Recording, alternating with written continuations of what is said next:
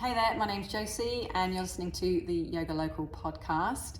Welcome. Today I wanted to talk to you about intuition, unlocking your potential by cultivating your intuitive nature, and also why intuition is really key to finding meaning in yoga.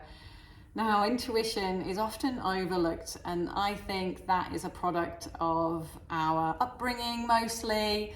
Certainly in my experience, the intuitive part of who I wasn't encouraged. The more intellectual, the more analytical mind was revered, right? It was encouraged, and we tend to poke fun a little bit at intuition as something that may be mystical, fanciful, and not real, but it is real. And I know that's a bold statement, but really we need our sense of intuition if we're going to find meaning in anything that we do, including what on earth you're doing in that downward facing dog pose, right? Or any pose.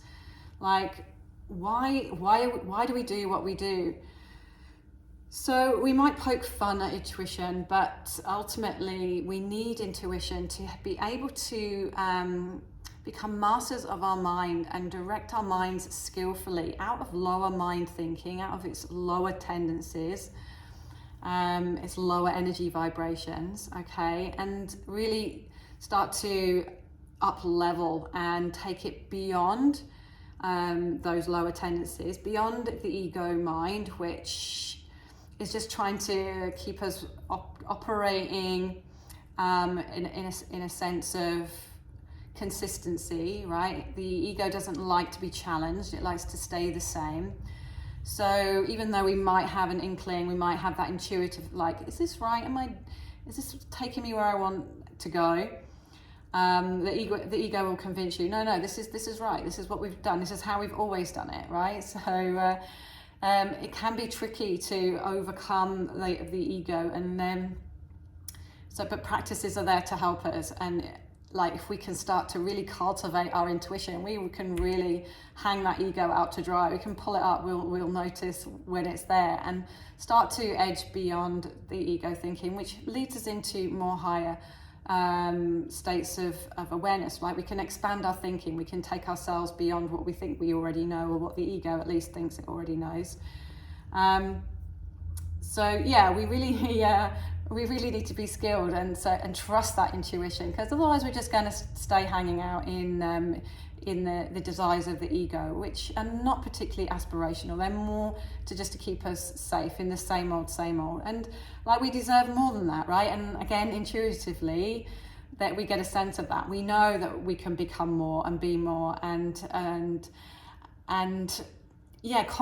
contribute more, right? But the ego holds us back. So we need to start to use our practices and use the teachings of yoga to help us move beyond the ego. Okay, one of the tough love moments in all this is, like, this is not something that we can, it's just one and done, right? This requires consistent practice, daily practice. And I'm not just talking about, rolling out your mat and knocking out a few postures. I'm talking about coming back to yourself and being more intuitive about the choices that you're making, and whether they are aligned with lower mind or higher mind, higher awareness. Again, that's not what the ego wants to hear, and it's also what we've not been trained to train to align with, right? Harder, faster, quicker, get me to the front of the line. I haven't got time to wait. When is it done? When am I getting there? Right? The energy there, you can you can even feel it, right? It's that kind of energy which will send us backwards on our path. Okay, so it's not in the harder, faster, efforting our way into higher states of awareness that's going to yield results. It's going to be in those consistent daily activities. Yes, that might involve posture practice, it might involve breath work, it might involve journaling. Ultimately though, it's about coming back to yourself on a regular basis, and moving yourself past those parts of you that are stagnant, stale, those parts of you that think you know it all already. And then really give yourself that space and time to intuitively ask, what's the meaning? What am I doing this for? Can I move beyond? So yeah, I want to offer you 4 ways to cultivate intuition. And this is part of a physical practice, meditation practice, seated practice, journaling practice. We can weave these teachings into our life, and that's essentially what what we're trying to move towards as yoga as a way of life, right? So 4 ways to cultivate your intuition. And coming to a yoga class and practicing on a daily basis is great, because it's going to give you that accountability to do this work, okay? But you can be doing this on a daily basis at home. It doesn't have to be overwhelming. You do not have to be exerting yourself in a really physical practice. These are just things that we need to start to build. We need to build our intuitive muscles in order to become all that we can be. Okay, so number 1 is mindfulness. Okay, so mindfulness, bringing things to a place of presence, right? Now you can see why the strategy of too much activity, going at it hard, wanting it now, that energy of demanding doesn't kind of correlate, doesn't fit in with this idea of present moment, okay? We have to start to slow things down in order to get to that space in between.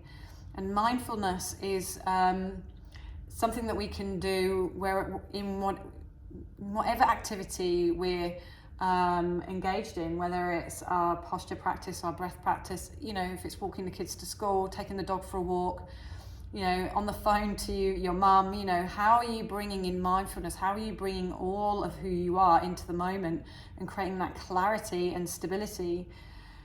Because as you start to cultivate that ability to become more mindful, and you start to create more space in your mind, freeing up the noise, you'll start off, you'll hear that mental chatter, right? It's constant, it's never ending, it's unceasing. And yoga is the cessation of that moving mind, right? It's bringing it back to a place of calm, bringing it into a place of presence. Why? Because it's in that presence that you can actively start to witness the choices that you're making in that moment. What emotion are you going to bring forward? What action are you going to bring forward? What thought form are you going to bring forward? What word are you going to manifest, right? And you can start to become way more skillful at what's coming out.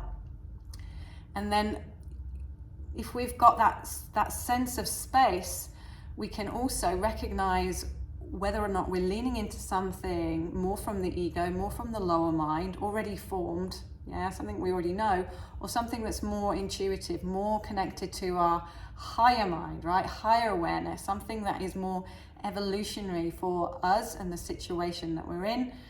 So the mindfulness is the skill, but it's a practice, because it doesn't just happen on a one-off. You have to create the possibility for it to become spontaneous, right? And that requires us to, recognize that it's, as I said, it's not a one and done. We have to start to think, how am I going to bring in these practices on a daily basis? And now, for me, getting on my mat every day, that's how I practice. And then we can weave that into our other activities as well as. But also you can just start to practice right here in the moment, okay? How much attention are you bringing to this podcast as you're listening? Are you doing other things? Are you distracted? Maybe you're typing out an email. Maybe you're reading an email. Okay, maybe your kids are talking in the background. You've got one ear on that conversation, right? Mindfully bring yourself back to the present moment and give it all of your attention, and see if you can start to create some space, some stillness, some quietness, and let the mind start to slow down. And then you'll start to find that all your decisions, all your actions, all your thoughts are starting to align more and more to your higher values, okay? The things that you want for yourself, your aspirations, your goals, your dreams. And they're less governed by the complaining mind who doubts and worries and fears and holds you back, okay? So mindfulness, practice mindfulness. Number 2 is compassion and non-judgment. So yoga will teach us those things. The practice of yoga will teach us those things, the tradition of yoga. But why does that help with intuition? Well, because when you start to let go of judgments, and you can be more compassionate towards other people's opinions, ideas, situations, experiences. This frees your mind up to have new experiences yourself, and to release again the energy out of the lower mind space into something higher, something more connected to who we really are, our true sense of self. Intuitively, we can start to lean into spaces that are free of judgment and free of something that we already understand to be true, and we get the opportunity to be free to choose something else, okay? So when we can again step into this practice on a daily basis, we're becoming less judgy, more compassionate. That's going to start to open the doorway for intuition to lead the way, okay? And that's kind of how I see it. It's like we're getting out of our own way as we practice, and we start to notice all the obstacles, all the intrusions, all the unhelpful thinking patterns, all the unhelpful belief systems that we've accumulated over the years, and start to come from that place that knows, that is wise, is connected. The yogi tradition would tell us to source information, ultimate truth, come from that space, and all your decisions become good ones, right? Because they're connected to something that is in support of the whole, right? It's connected to the universe, the universal energy. So when we're plugging into that, we can trust that all our actions and all our thoughts are going to be ones that are in service of not just ourselves, but in service of all those around us, which is pretty cool.